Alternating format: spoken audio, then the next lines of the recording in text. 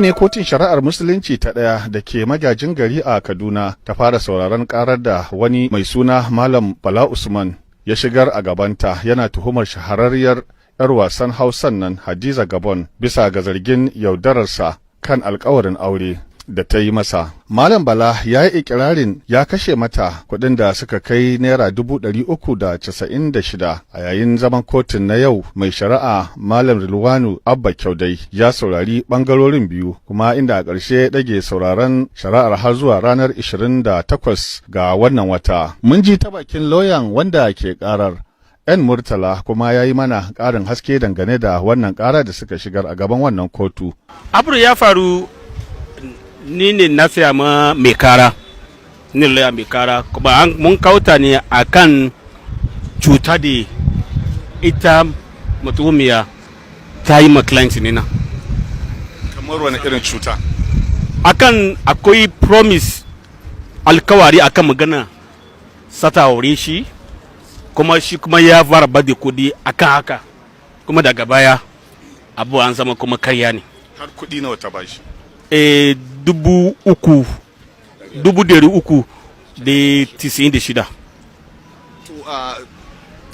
Wasu banjiyoyi na bayyana cewa ta bayyana bata san shi ba, me gaskiyar wannan? Mun ga mun kotu zamu kawo shaidu mu akan haka, kuma mun kawo shaidu shari'a sai bayanin ko haka ne ko ba haka ba ne, ko ita ce ko ba ita ba ce.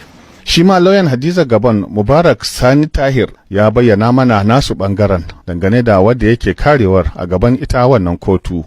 An sa ni dan a ambaci karan jawabin karan su kuma sun jawabi kara wanda abu ne da ya jima da magan social media yana kara ta mashi alkawar za ta tsare shi ya kuma ya kashe mata kuɗi kusan 196 ana shi da'awar wanda mu ba za mu ce ya komai akan da'awarsa ba.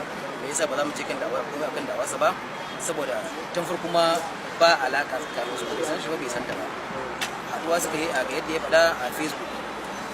So yanzu ba za mu san meye ne madogararsa ba, dole sai ya zo gaban kotu sannan za mu san me ya kawo gaban kotu me kuma zai gabatar a gaban kotu.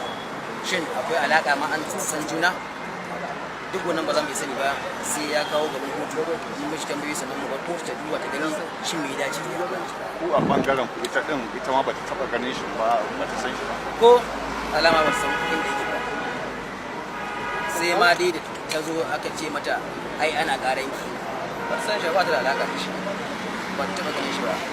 Kuma abu ne da mun sani duk wani wanda yake da wani ko mukami ko makamancin haka akan buɗe accounts da yawa da sunan shi. So idan ya je haɗu da wani ya cuce shi a can wajen, amma ita dai kan ba ta da alaka da shi, ta faɗa a gaban kotu wata san shi ba. Wadda ake karar Hadiza Gabon ta halarci zaman kotun na yau, sai dai an yi ta Allahn baku tsakaninta da manema labarai sakamakon rufe fuskarta da mayafi da wasu makusantan da suka yi, inda wannan hali ya hana manema labaran samun damar jin ta bakin nata. Haruna Ibrahim Nasarawa daga Kaduna a Najeriya.